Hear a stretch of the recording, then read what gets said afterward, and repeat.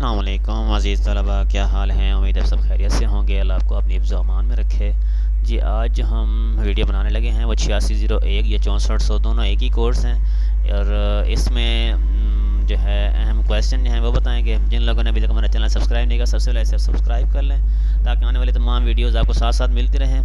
ہاں جی، آپ نے ٹوٹل 9 یونٹ ہیں، 9 یونٹ میں سے کوئی سے 5 یونٹ میں سلیکٹ کر لیجئے، اور اس میں سے آپ نے 5 یونٹ کو تیار کر لیجئے۔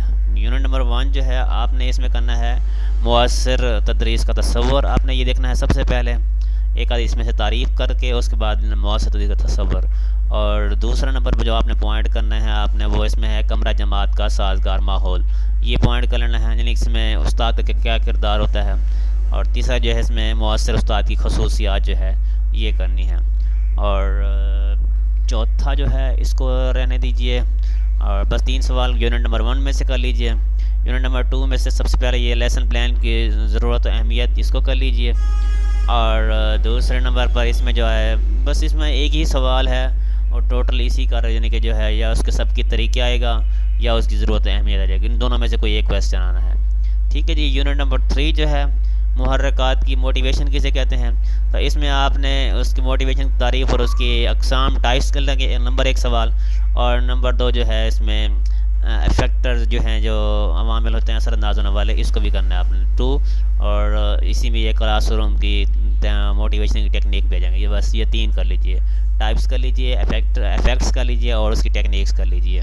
اور یونٹ نمبر 4 جو ہے اس میں دیکھیں آپ، ایک یہ ہے دریافتی ڈسکور میتھڈ جو ہوتا ہے اس کو، اور نمبر 2 یہ آ جائے گا انڈیوسیو اور انڈکٹیو اور ڈکٹیکٹیو جو ہے میتھڈ جو ہے یہ آ جائے گا استخراجی، اور اس کے بعد سائنٹیفک کو چھوڑ دیجئے، اور بس اسی میں بس یہی 2 کر لیجیے، انڈکٹیو اور ڈکٹیکٹیو یہ کر لیجئے، اور اس کے بعد ڈسکور میتھڈ جو ہے بس یہ کر لیجئے۔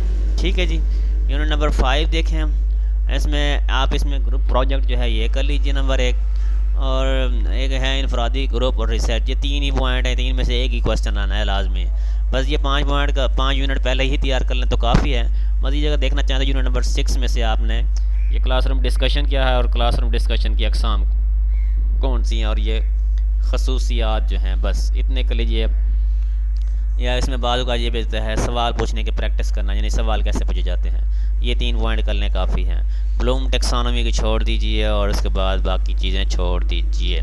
ٹھیک ہے، یونٹ نمبر 7 کو چھوڑ دیجئے، یونٹ نمبر 8 کو بھی چھوڑ دیجئے، یونٹ نمبر 9 کو بھی چھوڑ دیجئے۔ ٹھیک ہے جی، امید ہے آپ لوگوں کو سمجھ آ گئی ہوگی، اور کسی کو پھر بھی سمجھ نہیں آتی تو آپ لوگ مجھے واٹس ایپ یہ نمبر شو کر رہا ہے، مجھ سے رابطہ کر لیں، مزید آپ کو گائیڈ کر دوں گا۔ اللہ